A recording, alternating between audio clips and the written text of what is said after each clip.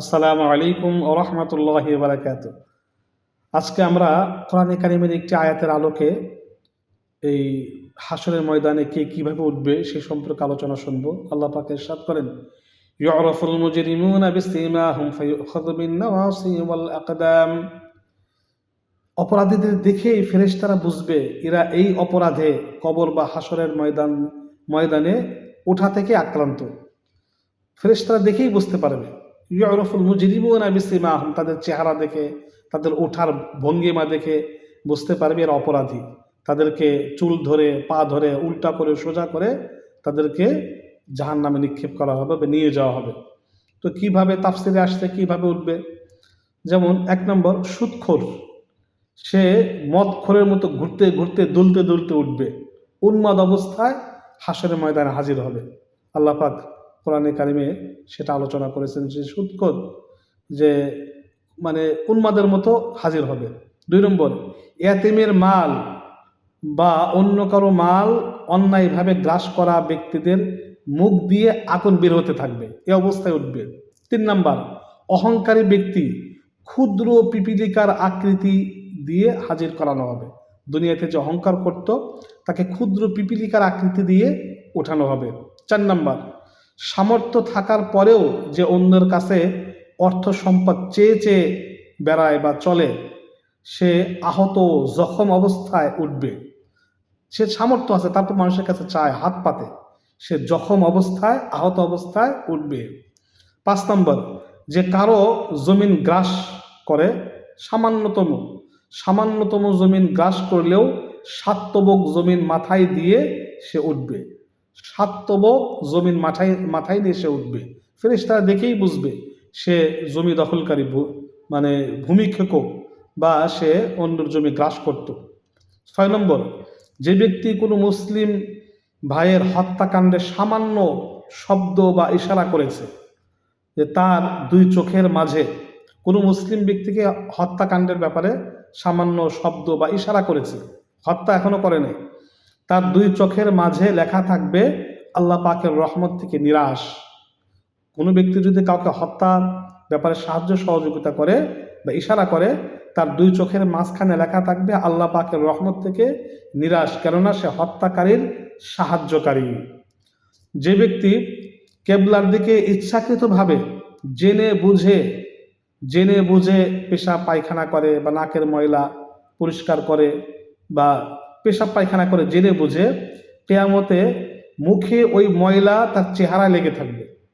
মুখে তার চেহারায় সেই পেশাব, সেই থুতু, সেই নাকের ময়লা, ওগুলি লাগা অবস্থায় উঠবে। ৮ নাম্বার, চগলখোর ও দ্বিমুখী নীতি যারা অবলম্বন করবে, কিয়ামতে তার চেহারা ২ পাশে থাকবে, ২টি জিহ্বা থাকবে, চেহারা ২ পাশে থাকবে, ২টাই আগুনের আগুনের জিহ্বা হবে, আগুনে জ্বলবে, ২টা জিহ্বাই আগুনে জ্বলবে। ফেরেশতারা দেখেই বুঝবে সে ছিল চগলখোর ও দ্বিমুখী নীতি ব্যক্তি। ৯ নম্বর, একের অধিক স্ত্রী থাকলে তাদের প্রতি ইনসাফ কায়েম না করলে কিয়ামতের ময়দানে সে পাঁজর একদিকে ঝুঁকে থাকবে, একদিকে ঝুলে থাকবে। হ্যাঁ, একদিকে ঝুলিয়ে থাকবে। ফেরেশতারা দেখেই বুঝবে সে স্ত্রীর মধ্যে ইনসাফ কায়েম করতো না। তাই বলে একাধিক বিয়ে করা যাবে না তা নয়। একটা তথ্য দেই, মহিলারা রাগ করবেন, মহিলারা আসবেন, হয়তো রাগ করবেন। আল্লাহ পাক কোরআনে কারিমে বিয়ের কথা শুরুই করেছেন ২, ৩, ৪। ফানকিহু মা তাবা লাকুম মিনান নিসা মাসনা সুলাসা ওয়া রুবা, তোমরা বিয়ে করো ২, ৩, ৪। যদি ইনসাফ কায়েম করতে না পারো বা আশঙ্কা হয়, তাহলে একটা নিয়ে সন্তুষ্ট থাকো, একটাই বিয়ে করো। তাই একের অধিক বিয়ে করা নবী ও সাহাবীদের সুন্নত ও আদর্শ। দেখেন, প্রত্যেকটা নবী, প্রত্যেকটা সাহাবী একের অধিক বিয়ে করেছেন। প্রত্যেকটা নবী, প্রত্যেকটা সাহাবী একের অধিক তারা বিয়ে করেছেন। তাই একের অধিক বিয়ে করা উত্তম, ভালো। আমাদের বাংলাদেশের সমাজ ব্যবস্থা যে এত খারাপ, এত জঘন্য, কেউ দ্বিতীয় বিয়ে করলে তাকে খারাপ মনে করা হয়, তার চরিত্র খারাপ, এটা ধারণা করা হয়। অর্থাৎ আমাদের বাংলাদেশে জিনাকে সহজ করা হয়েছে, বিয়েকে কঠিন করা হয়েছে। আরও যে দ্বিতীয় বিয়ে করার জন্য স্ত্রীর অনুমতি লাগে না, অবগতি সরকার আমাদেরকে চাপিয়ে দিয়েছে যে অনুমতি না নিলে জেল, অথচ ইসলাম বলেছে কোনো অনুমতি লাগবে না, শুধু অবগতি লাগবে। সুতরাং দ্বিতীয় বিয়েকে গালি দেওয়া যাবে না, খারাপ মনে করা যাবে না, যারা করবে তাদের ব্যাপারে কোনো খারাপ মন্তব্য করা উচিত নয়, বরং তাদেরকে উৎসাহ উদ্দীপনা দিয়ে করার জন্য সাহায্য সহযোগিতা করা উচিত। প্রথম স্ত্রী উচিত যদি দ্বিতীয় স্ত্রী মানে গ্রহণ করতে চায় তাহলে তার সাহায্য সহযোগিতা করা। আমরা আর একটা ভিডিওতে আলোচনা করেছি যে কখন কোন কোন শর্তে দ্বিতীয় বিয়ে করতে পারবে, আমাদের আলোচনা রয়েছে, সেটা দেখতে পারেন, দেখা যেতে পারে। আচ্ছা, 10 নম্বর, যারা চুরি করবে বা কারো হক নষ্ট করবে, কিয়ামতে ওই বস্তু তাদের ঘাড়ে লটকিয়ে চড়িয়ে দেওয়া হবে, ওই অবস্থায় তারা উঠবে।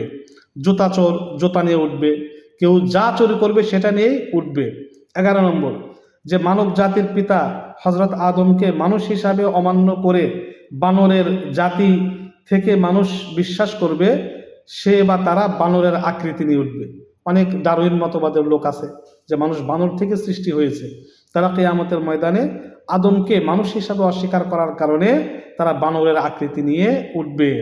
12 নম্বর, যারা ঘুষ খায়, অবৈধ কমিশন খায় বা নেয়, তাদের নাক মুখ দিয়ে রক্ত বের হতে থাকবে, তাদের নাক মুখ দিয়ে রক্ত বের হতে থাকবে, এই অবস্থায় তারা হাসরের ময়দানে উঠবে। যারা ঘুষ খায়, অবৈধ কমিশন খায় বা নেয়, দুর্নীতি করে, তাদের নাক মুখ দিয়ে রক্ত বের হওয়া অবস্থায় হাসরের ময়দানে উঠবে। 13 নম্বর, যারা নর্মাল গুনাহগার, নামাজ কালাম পড়ে নাই, তাদের চেহারা কালো হয়ে থাকবে, তাদের চেহারা কালো হয়ে থাকবে। কোরআনে কারিমে আল্লাহ পাক বলেছেন তাদের চেহারা থাকবে কালো। আর যারা নেককার তাদের চেহারা থাকবে আলোকিত, সুন্দর আলোকিত থাকবে। এইভাবে আল্লাহ পাক রব্বুল আলামিন কোরআনে কারিমে কিভাবে উঠবে তার ইশারা ইঙ্গিত দিয়েছেন। আল্লাহ রসুল বিভিন্নভাবে বর্ণনা করেছেন যে যারা এই কাজগুলি করবে তারা এইভাবে উঠবে। আরও রয়েছে, আমরা সংক্ষিপ্তভাবে এখানে 13টি আলোচনা করলাম। আল্লাহ পাক এই সমস্ত গুনাহ থেকে আমাদেরকে বিরত থেকে আমরা আল্লাহ রাসূলের এই প্রথম কাতারে রাসূলের খাঁটি উম্মত হিসাবে যেন কিয়ামতের ময়দানে সুন্দর আকৃতি নিয়ে উঠতে পারি, সেইভাবে আমল করার চেষ্টা করব। আমিন।